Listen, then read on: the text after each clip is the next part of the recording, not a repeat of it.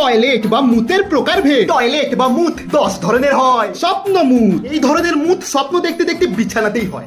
আমরা ভাবি স্বপ্নে বাইরে মুতছি, কিন্তু আসলে আমরা বিছানাতেই মুতি। আহা মুততে কি আরাম। হলুদ মুত, এই ধরনের মুত জল কম খেলে হয়, হলুদ রঙের হয় আর বিশাল গন্ধ ছাড়ে। বাথরুমে জল শেষ হয়ে যাবে কিন্তু গন্ধ যাবে না সালা। আহা মুততে কি আরাম। আরাম মুত, এই ধরনের মুত সাধারণত মাস্টারবেট আর হ্যান্ডেল মারার পর হয়, আস্তে আস্তে হয় আর হেভি আরাম লাগে। আহা মুততে কি আরাম। মিষ্টি মুত, এই ধরনের মুত মোতার পর ওই মুত খাওয়ার জন্য ওই জায়গায় পিঁপড়া জমা হয়ে যায়, যেন মিষ্টির রস পড়ে আছে। আহা মুততে কি আরাম।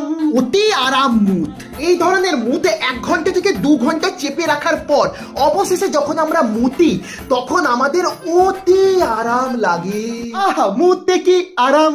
বাকি 5 প্রকার মুতের সম্পর্কে পার্ট 2 তে বলবো।